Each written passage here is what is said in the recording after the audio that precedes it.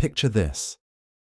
You're staring death in the face, and the only thing standing between you and total annihilation is a code that hasn't been cracked in over 800 years. The year is 1185, and Japan is tearing itself apart in a civil war so brutal it will redefine an entire civilization. But here's the thing that'll blow your mind. While emperors are falling and armies are clashing, there's a group of warriors who figured out something that most people never will: how to not just survive chaos, but actually thrive in it.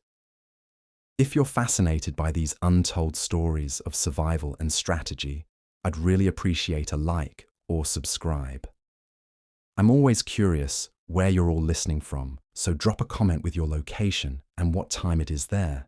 There's something incredible about connecting with people all over the world through these forgotten chapters of history. Now, settle in and let your mind transport you back to a time when survival wasn't just about individual skill. It was about mastering an entire system of living that most people today can't even comprehend.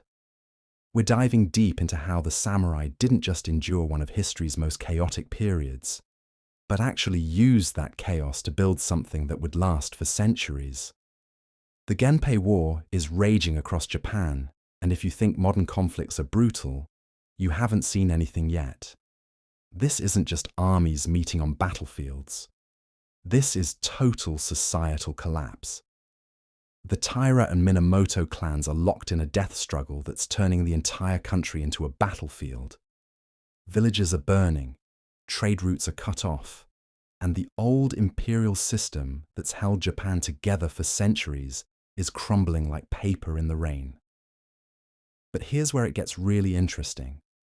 While most of the population is either fleeing or dying, there's this emerging warrior class that's looking at all this destruction and seeing something completely different. They're seeing opportunity, they're seeing the birth of a new world, and they're positioning themselves not just to survive it, but to control it. See, the samurai weren't just good fighters, though they were absolutely terrifying in combat. What made them truly dangerous was their ability to read chaos like a book. They understood something that most people miss even today, that periods of complete upheaval aren't just about destruction, they're about transformation. And if you know how to position yourself during the transformation, you can emerge from the chaos stronger than you ever were before. Think about what was happening in Japan during the late 12th century. The emperor was essentially a figurehead. The real power had been held by the Fujiwara family for generations, but their grip was slipping. Local warrior families were getting stronger, and they were starting to realize they didn't need permission from Kyoto to run their own territories. The whole feudal system was being born out of this chaos, and the samurai were the ones writing the rules. But surviving feudal Japan's chaos wasn't just about military strategy. It was about understanding a completely different way of organizing society. The samurai developed what you could call a survival ecosystem, a network of relationships, skills, and philosophies that could adapt to any situation. They created something that was simultaneously incredibly rigid and incredibly flexible. Let's talk about the rigid part first. The samurai code wasn't just about honor and seppuku, though those elements were certainly there. It was about creating predictable behavior patterns in an unpredictable world. When everything around you is changing, you need some constants to anchor yourself to. The samurai found those constants in ritual, in hierarchy, in clearly defined relationships between lord and vassal. But here's the genius part. Within that rigid structure, they built incredible flexibility. A samurai could serve one lord his entire life, but if that lord fell, he could transfer his loyalty to another without losing his identity or his place in society. They developed portable skills, not just sword fighting, but administration, diplomacy, even poetry and art. They understood that survival meant being valuable to whoever held power, regardless of who that was. The samurai also mastered something that most people struggle with even today. They learned how to thrive in uncertainty. While peasants and merchants were paralyzed by the constant warfare, samurai were energized by it. They saw each battle, each political upheaval, each shift in power as a chance to prove their worth and advance their position. They developed what we might call an anti-fragile mindset. They didn't just bounce back from setbacks, they got stronger from them. This wasn't just individual psychology, it was systemic. The entire samurai class was designed to benefit from chaos. When the old imperial system collapsed, they were ready to step in. When trade routes were disrupted, they controlled the new ones. When the emperor's authority crumbled, they had already built alternative power structures based on personal loyalty and martial prowess. The way they handled the transition from the Heian period to the Kamakura period is a masterclass in strategic adaptation. The Heian court was all about elegance, poetry, and aesthetic refinement. Beautiful, but completely useless when armies start marching. The samurai didn't just reject this culture. They absorbed what was useful and discarded what wasn't. They kept the administrative skills, the diplomatic protocols, the cultural sophistication that would help them govern. But they added steel to it. They created a synthesis that was uniquely suited to their chaotic times. And here's something that'll really make you think. The samurai understood that chaos isn't random. It has patterns, it has rhythms, it has rules.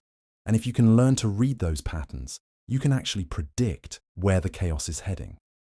They studied not just military strategy, but economics, politics, even weather patterns.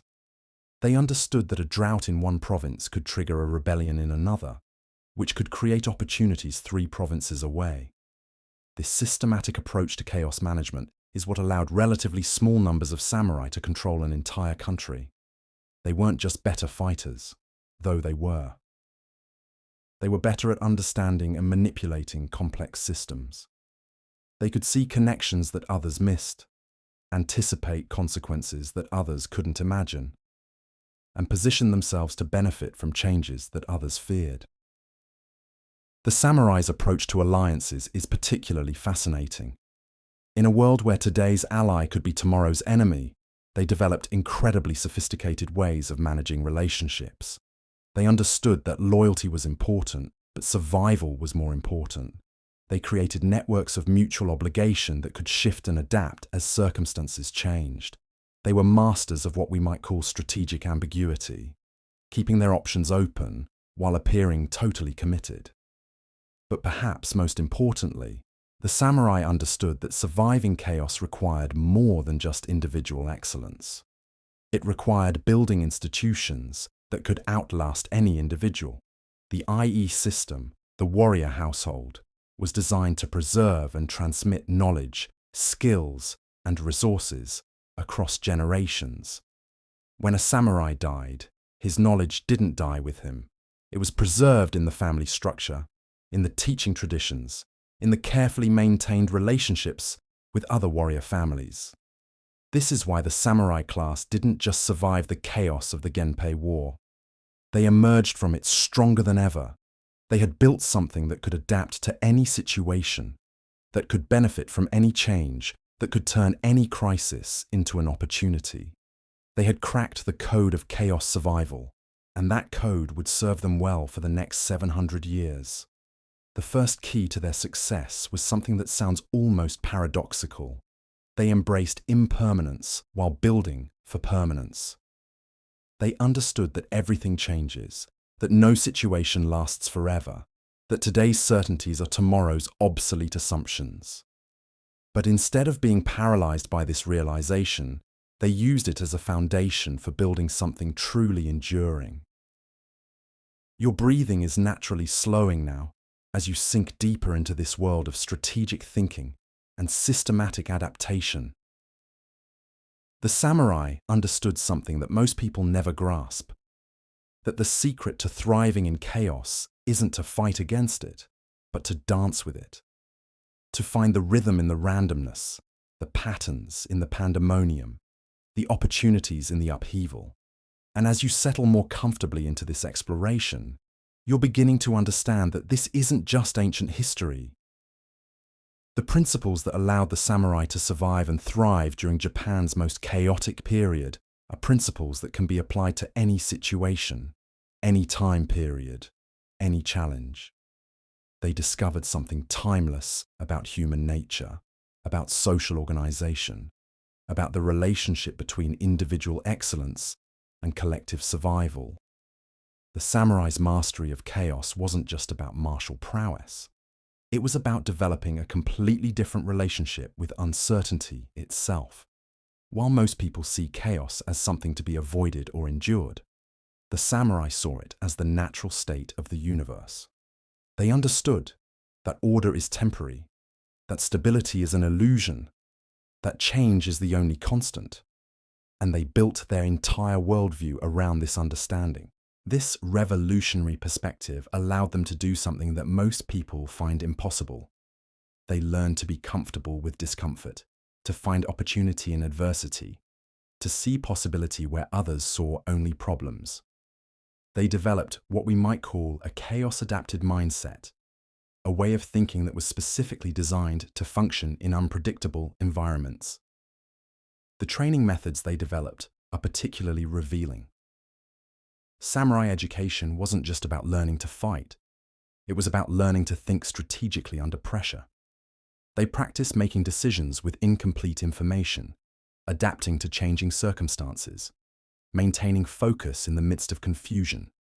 They understood that in chaotic times, the ability to think clearly and act decisively is more valuable than any weapon.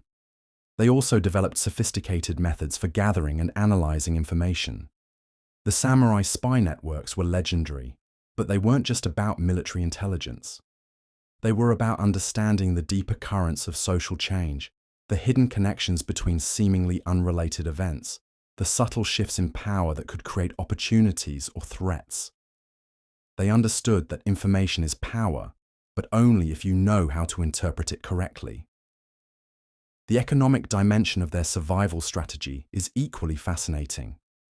The samurai didn't just take what they needed by force, though they certainly could. They developed complex systems for managing resources, for creating wealth, for building sustainable economic relationships. They understood that true power comes not from the ability to destroy, but from the ability to create and maintain prosperity. Their approach to land management, for instance, was remarkably sophisticated. They didn't just extract resources from their territories. They invested in them. They improved irrigation systems, introduced new crops, developed more efficient farming techniques.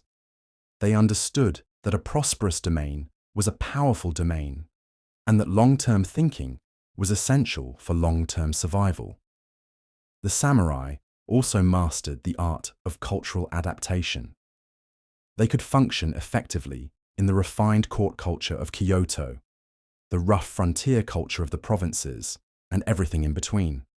They understood that cultural fluency was a form of power, that the ability to communicate effectively with different groups was essential for building the alliances necessary for survival.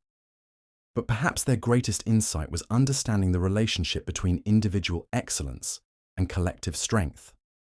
The samurai weren't just individual warriors, they were part of a system, and they understood that the system was only as strong as its weakest link. This is why they invested so heavily in training, in education, in the development of shared values and practices. The concept of Bushido, the way of the warrior, wasn't just a moral code. It was a practical system for creating reliable, predictable behavior in unpredictable circumstances. When a samurai knew that his comrades would behave according to the code, he could make plans, form strategies, take calculated risks. The code created a foundation of trust that made complex collective action possible. This systematic approach to building collective strength is what allowed the samurai class to dominate Japan for so long. They didn't just survive chaos, they created order out of chaos. They built institutions that could adapt to any situation, that could benefit from any change, that could turn any crisis into an opportunity for growth and expansion. The transformation of the warrior class from crude fighters to sophisticated administrators is a perfect example of their adaptive capabilities. As Japan stabilized under the Kamakura shogunate, the samurai didn't become obsolete. They evolved. They developed new skills, took on new roles, found new ways to make themselves indispensable. They understood that survival required constant adaptation, constant learning, constant growth. Your mind is now fully immersed in this world of strategic thinking and systematic adaptation, and you're beginning to see how these ancient principles might apply to modern challenges. The samurai's approach to chaos survival isn't just historical curiosity, it's a blueprint for thriving in any uncertain environment. The key insight is that chaos isn't the enemy of order. It's the raw material from which new and better forms of order can be built. The samurai understood this instinctively, and they built their entire civilization around this understanding. They created something that was simultaneously stable and dynamic, traditional and innovative, rigid and flexible. As you sink deeper into this exploration, you're starting to understand that the samurai's greatest achievement wasn't military conquest. It was the creation of a sustainable system for managing change. They built something that could last for centuries, that could adapt to any circumstance, that could turn any challenge into an opportunity for growth and development. And as your breathing becomes even more relaxed and your mind settles into this contemplative state, you're beginning to see that this isn't just about the past, it's about the future. The principles that allowed the samurai to thrive in feudal Japan's chaos are principles that can help anyone navigate the uncertainties of modern life. The samurai understood something profound about human nature and social organization. They understood that strength comes not from avoiding challenges, but from developing the capacity to meet challenges effectively. They understood that security comes not from eliminating uncertainty, but from building systems that can function effectively in uncertain environments. This is why their legacy endures long after their political power has ended. They created something that transcends any particular historical moment, a way of thinking about problems and opportunities that remains relevant regardless of the specific challenges being faced. They discovered timeless principles of adaptation, resilience, and strategic thinking that can be applied to any situation. The more you understand about their methods, the more you realize that chaos survival isn't just about individual toughness or martial skill. It's about developing a completely different relationship with uncertainty itself. It's about learning to see chaos not as something to be feared or avoided, but as the natural environment in which human excellence can flourish. And as you continue to explore these ideas, letting them sink deeper into your consciousness, you're beginning to understand that this ancient wisdom isn't just intellectually interesting, it's practically applicable. The samurai's approach to chaos survival offers a roadmap for anyone facing uncertain times, anyone dealing with rapid change, anyone looking to build something lasting in an unstable world. The breathing becomes even more natural and relaxed as you absorb these insights, and you're starting to see how the samurai's systematic approach to chaos management could be adapted to modern circumstances. Their principles of strategic thinking, systematic adaptation, and collective strength building are as relevant today as they were 800 years ago.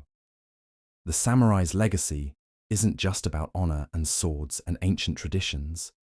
It's about discovering how to thrive in the midst of uncertainty, how to build lasting institutions in changing times, how to create order out of chaos. They cracked a code that most people never even realize exists, and that code remains as powerful today as it was in feudal Japan. As you settle even more deeply into this contemplation, you're beginning to understand that the samurai's greatest secret wasn't any particular technique or strategy. It was their fundamental understanding of how chaos and order interact, how uncertainty and stability depend on each other, how the very forces that seem most threatening can become the sources of greatest strength. This understanding transformed them from simple warriors into something far more sophisticated and enduring. They became masters of adaptation, architects of resilience, builders of systems that could last for centuries. They discovered how to turn the chaos of their times into the foundation for a completely new form of civilization. And as your mind continues to absorb these insights, becoming more and more relaxed and contemplative, you're starting to see that this isn't just about understanding the past. It's about preparing for the future. The samurai's approach to chaos survival offers a template for navigating any uncertain environment, for building lasting success in changing times, for creating something meaningful and enduring, regardless of external circumstances. The principles they discovered are timeless because they're based on fundamental truths about human nature and social organization. They understood that real strength comes from adaptability, that true security comes from competence, that lasting power comes from the ability to create value for others. The art of sword making wasn't just metallurgy, it was alchemy. While European knights relied on brute force and heavy armor, the samurai understood that true power came from the marriage of physical perfection and spiritual discipline. Every fold of the steel, every angle of the blade, every ritual of the forging process connected the warrior to something larger than himself. But here's where it gets interesting. The samurai didn't just master the sword, they mastered the entire ecosystem of warfare. While other warrior classes focused on single combat or battlefield tactics, the samurai developed integrated systems that combined martial arts, military strategy, political maneuvering, economic management, and spiritual cultivation. Take the concept of Bushido. Most people think of it as some kind of rigid honor code, but that's Hollywood nonsense. Real Bushido was adaptive philosophy, a framework for making decisions under extreme pressure. It provided moral structure without constraining tactical flexibility. A samurai could be utterly ruthless in eliminating a threat to his lord, then compose poetry about the cherry blossoms the next morning. This wasn't hypocrisy. It was sophisticated psychological compartmentalization that allowed them to function effectively in a world where violence and beauty coexisted. The samurai's relationship with death was unlike anything we see in modern warfare. They didn't fear death. They cultivated a relationship with it. Through practices like meditation on death, studying the impermanence of all things, and ritual preparation for dying, they achieved something remarkable: the ability to act decisively in life or death situations without the paralysis that comes from fear. When you're not afraid to die, you become incredibly difficult to intimidate or control. This psychological mastery translated into tactical advantages that seem almost supernatural. Samurai could read micro-expressions, detect deception, and anticipate attacks through subtle body language cues. They developed what modern psychologists would call flow states on demand, entering altered consciousness where time seemed to slow and their reactions became superhuman. This wasn't mystical mumbo-jumbo. It was practical neuroscience applied centuries before anyone understood the brain. But perhaps most importantly, the samurai understood something that modern people have forgotten: that individual excellence and collective strength aren't opposing forces. They're synergistic. A samurai's personal development made him more valuable to his clan, and his clan's success provided the platform for his individual growth. They created positive feedback loops where personal discipline enhanced group cohesion, which enhanced individual performance, which enhanced group capability. The economic dimension of samurai survival was equally sophisticated. They understood that military power without economic sustainability is just expensive suicide. So they developed systems for managing resources, controlling trade routes, and generating sustainable income that could support their military activities. They weren't just warriors, they were warrior administrators who could switch seamlessly between leading cavalry charges and managing rice production. Their approach to information warfare was centuries ahead of its time. They understood that controlling narratives was as important as controlling territory. They cultivated networks of spies, merchants and informants who provided intelligence about enemy movements, political developments, and economic conditions. They used this information not just tactically, but strategically to position themselves advantageously before conflicts even began. The samurai's mastery of social dynamics was perhaps their greatest weapon. They understood that power isn't just about force, it's about influence, reputation, and the ability to shape other people's behavior. They developed elaborate systems of ritual, ceremony, and social theatre that reinforced their position while providing frameworks for negotiation and conflict resolution. They could be terrifyingly violent when necessary, but they preferred to win through positioning and influence rather than direct confrontation. This brings us to one of the most important aspects of samurai survival: their understanding of timing and patience. They thought in terms of decades, not days. They were willing to endure temporary setbacks, apparent defeats, and long periods of preparation if it positioned them for eventual victory. They understood that rushing into action often leads to disaster, while patient preparation and perfect timing can achieve overwhelming success with minimal effort. The samurai's approach to learning was equally sophisticated. They didn't just train, they studied. They analyzed successful techniques, dissected failures, and constantly refined their methods. They understood that in a rapidly changing world, those who learn fastest have the greatest advantage. They created systems for capturing, preserving, and transmitting knowledge that allowed each generation to build on the achievements of the previous one. Their integration of spiritual practice with practical skills created something unique in human history.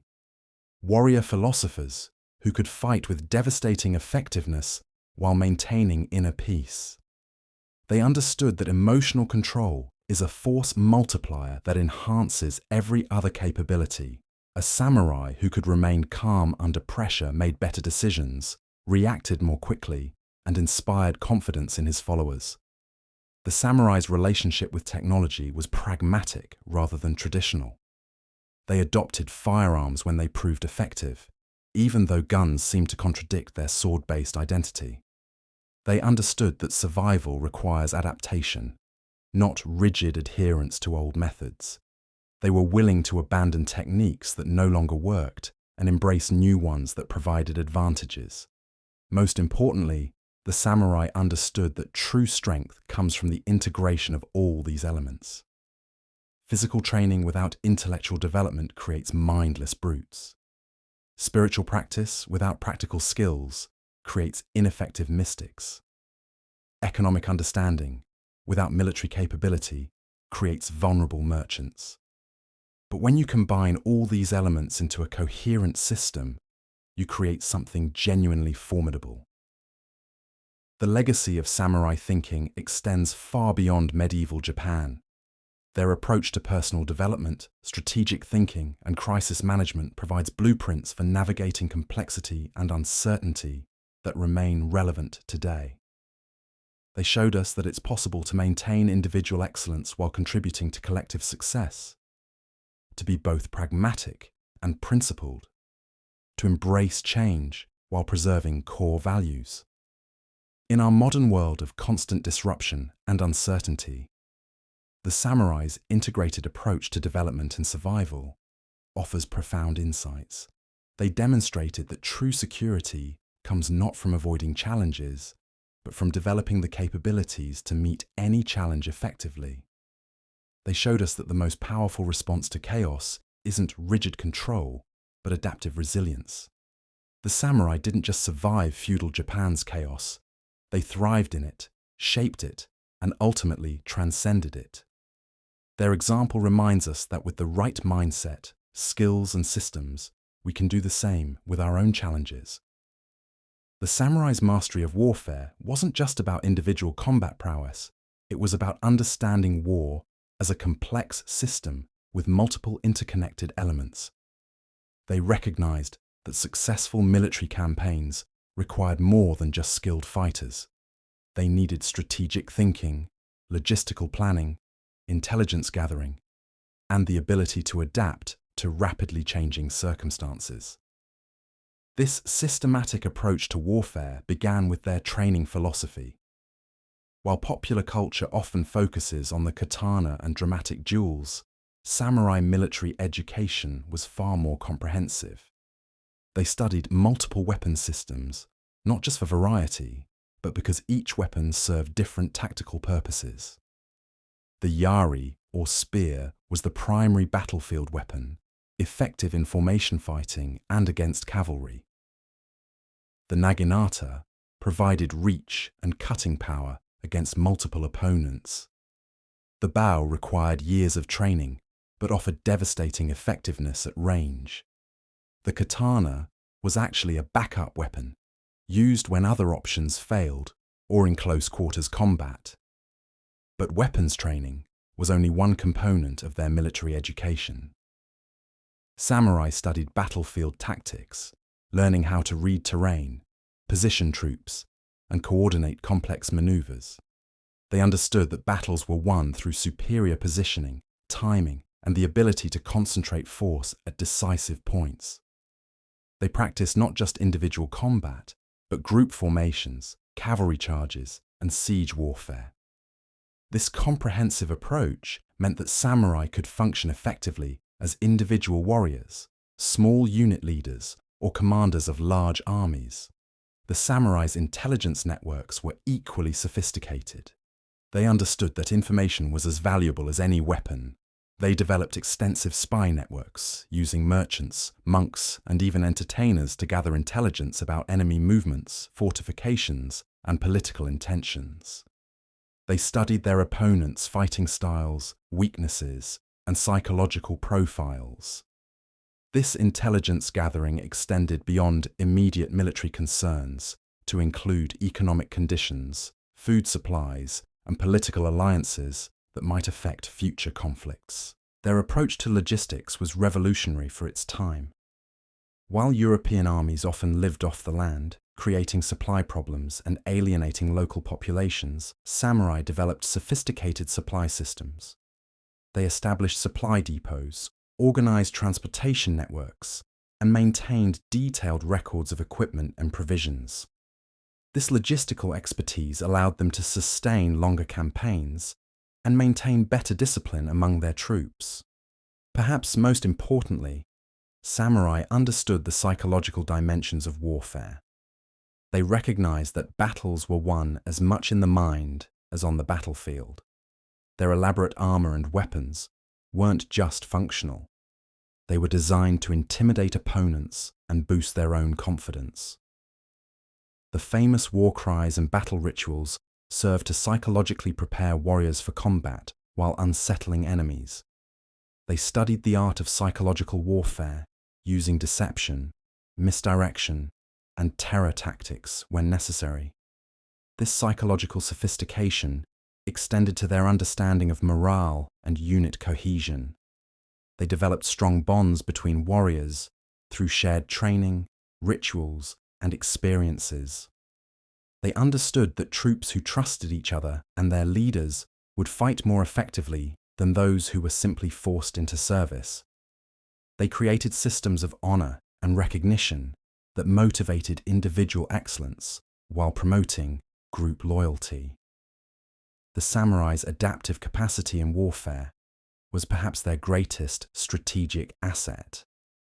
They didn't simply rely on traditional methods, but constantly evolved their techniques based on new challenges and technologies.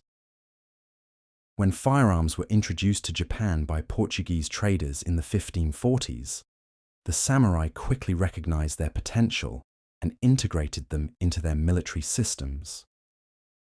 Rather than rejecting this foreign technology as incompatible with their warrior culture, they adapted it to their needs. This adaptability extended to their understanding of different types of warfare.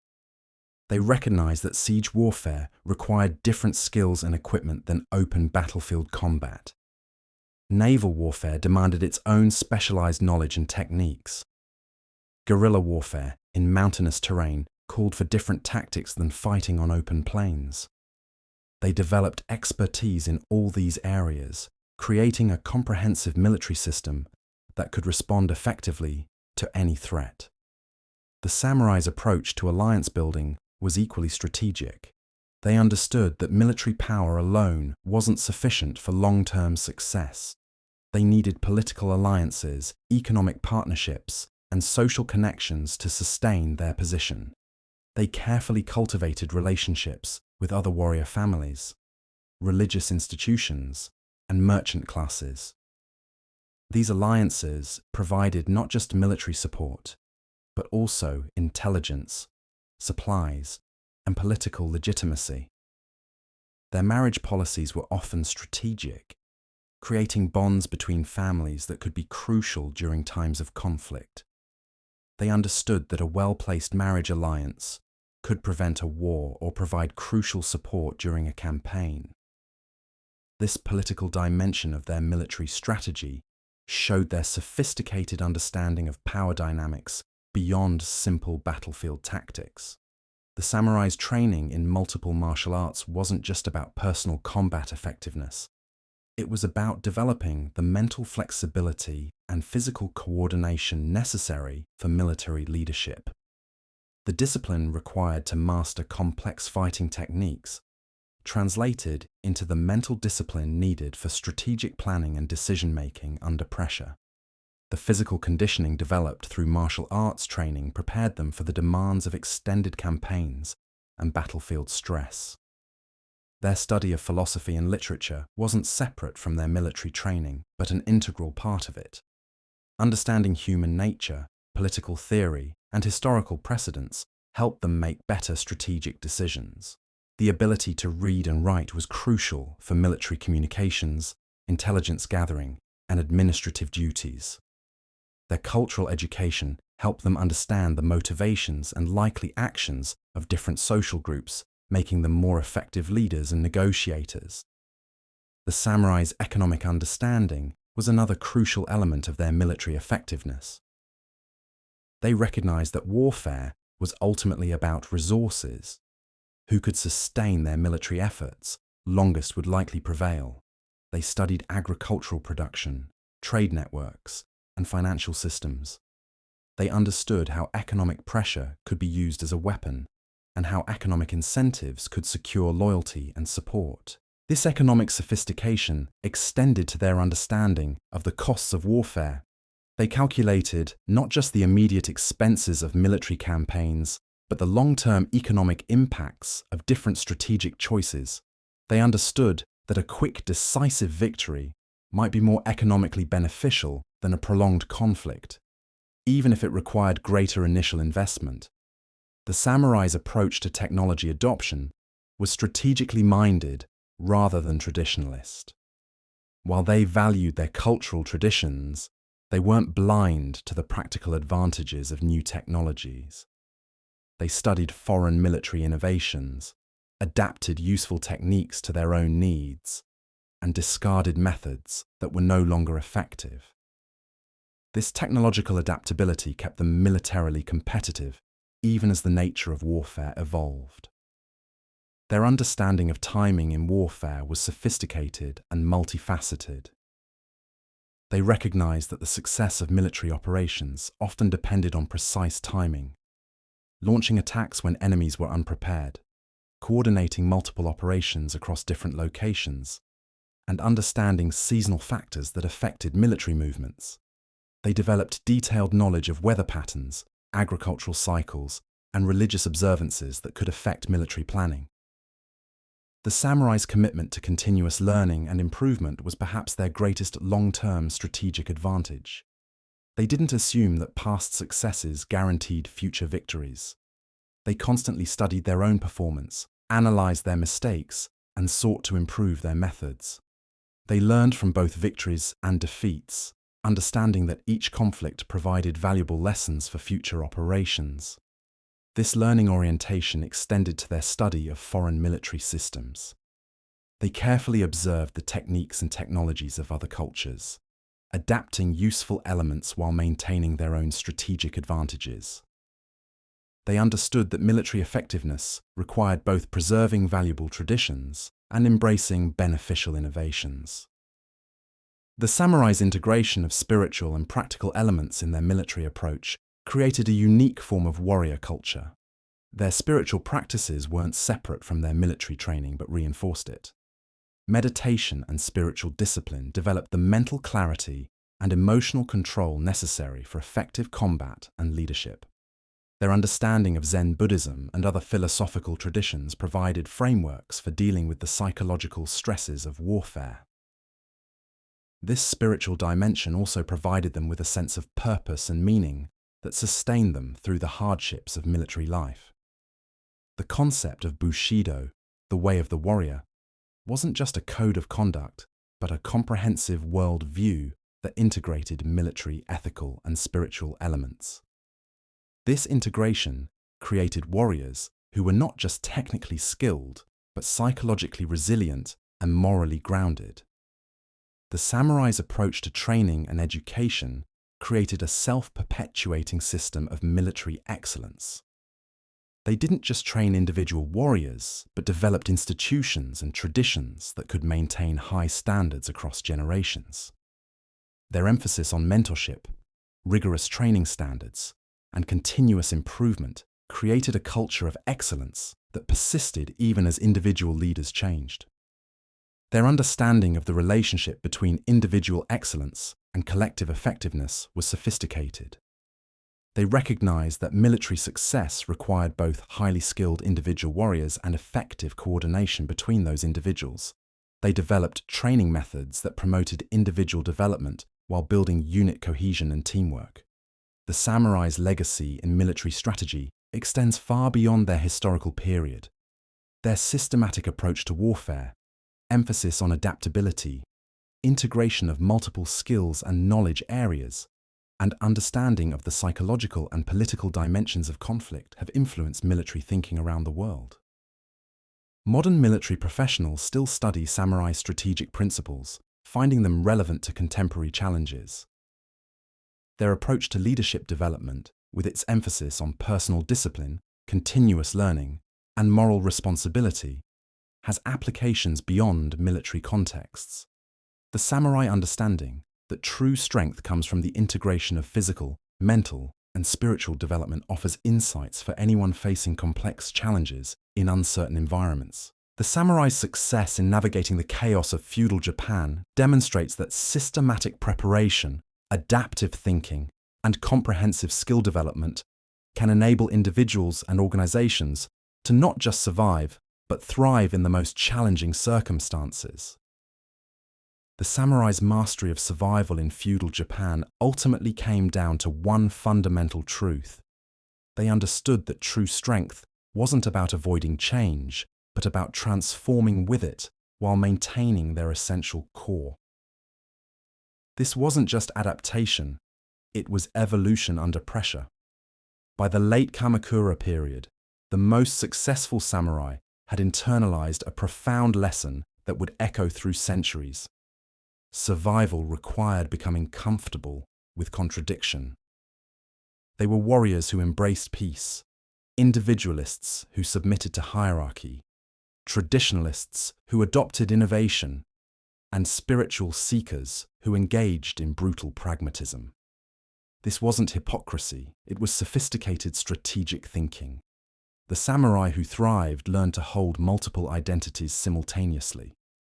A single warrior might serve as a loyal retainer in the morning, a shrewd merchant in the afternoon, and a contemplative monk in the evening. Each role demanded different skills, different mindsets, different moral frameworks. Lesser warriors saw this as compromise or corruption. Master survivors saw it as completeness.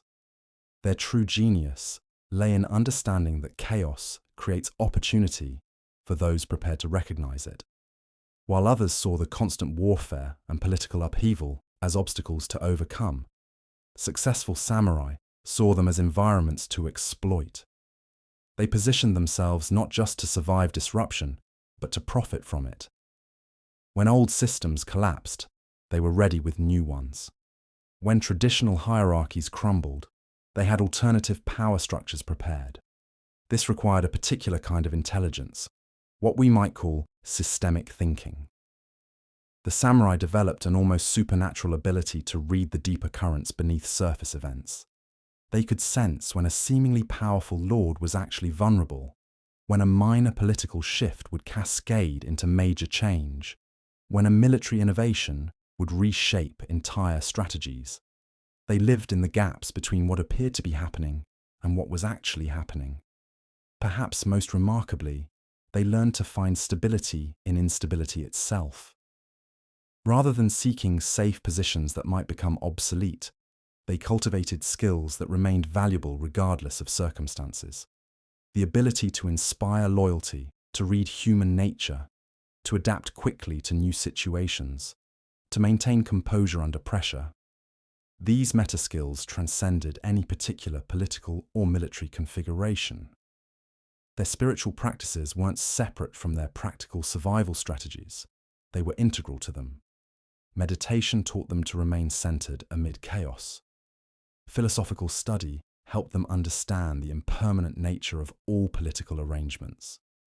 Ritual practice gave them frameworks for maintaining discipline when external structures failed. They weren't just warriors with spiritual interests. They were spiritual practitioners whose enlightenment took the form of practical mastery. The samurai's legacy extends far beyond their historical moment because they discovered something universal about human survival in complex systems.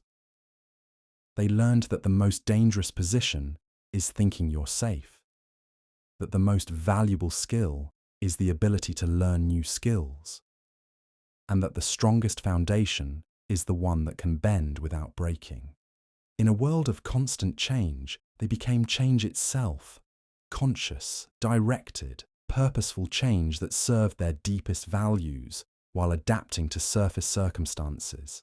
They didn't just survive feudal Japan's chaos, they transformed it into the raw material of their own evolution. This is why their example remains relevant. They showed how to thrive in uncertainty by making uncertainty itself your ally. The samurai understood that survival isn't about finding the right answer. It's about becoming the kind of person who can find right answers in any situation. They cultivated not just skills, but the capacity to develop new skills. Not just knowledge, but the wisdom to know when to apply it and when to transcend it. Not just strength, but the flexibility to be strong in whatever way the moment demanded. Their story reminds us that in any era of upheaval, the winners aren't those who resist change or those who surrender to it completely. The winners are those who learn to dance with change, using its energy to propel themselves forward while maintaining their essential integrity. The samurai didn't just survive feudal Japan's chaos. They transformed themselves into something that could thrive in any chaos, turning uncertainty from an enemy into an ally, and instability from a weakness into a strength. This is their final lesson. Mastery isn't about controlling your environment, but about becoming so adaptable, so skilled, so aware, and so grounded in your deepest principles that you can flourish in any environment. The samurai achieved something remarkable. They became anti-fragile, not just surviving stress and disorder, but actually growing stronger because